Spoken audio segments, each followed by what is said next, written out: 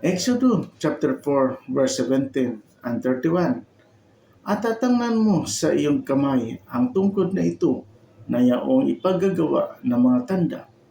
At si Moises ay yumaon at bumalik kay Jethro na kanyang biyanan.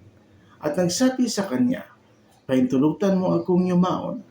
Isinasama ko sa iyo at bumalik sa aking mga kapatid na nasa Ehipto at titingnan ko kung sila'y nabubuhay pa. At sinabi ni Jethro kay Moises, yumaon kang payapa.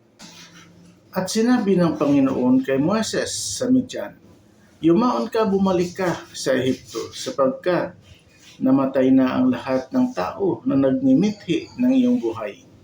At ipinagsama ni Moises ang kanyang asawa at ang kanyang mga anak. At kanyang ipinagsasakay sa isang asno at siya'y bumalik sa lupain ng Ehipto. At tiningnan ni Moises ang tungkod ng Diyos sa kanyang kamay. At sinabi ng Panginoon kay Moises, pagkabalik mo sa Ehipto, iyong gawin nga sa harap ni Faraon ang lahat ng kababalaghan na aking itiniwala sa iyong kamay. Datapwat, aking papagmamatigasin ang kanyang puso at hindi niya tutulutang yumaon ang bayan. At iyong sasabihin kay Faraon, ganito ang sabi ng Panginoon, ang Israel ay aking anak, aking panganay. At aking sinasabi sa iyo, pahintulutan mong ang aking anak ay yumaon upang siya ay makapaglingkod sa akin. At ayaw mo siyang payaunin, narito, aking papatayin ang iyong anak, ang iyong panganay. At nangyari sa daan, sa dakong panuluyanan, na sinalubong ng Panginoon siya at pinagsikapang patayin siya.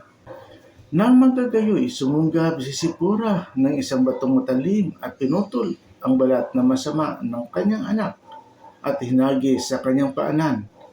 At kanyang sinabi, tunay na ikaw sa akin ay isang asawang mabagsik. Sa gayoy kanyang binitawan siya.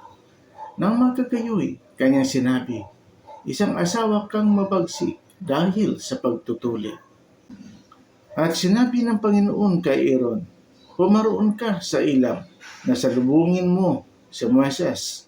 At siya'y pumaroon at nasalubong niya sa bundok ng Diyos at kanyang hinagkan. At isinaysay ni Moises kay Aaron ang lahat ng salita ng Panginoon na ipinagbilin sa kanyang sabihin at ang lahat ng tanda ipinagbilin sa kanyang gawin. At si Moises at si Aaron ay naparoon at tinipan ang lahat ng matanda sa mga anak ni Israel.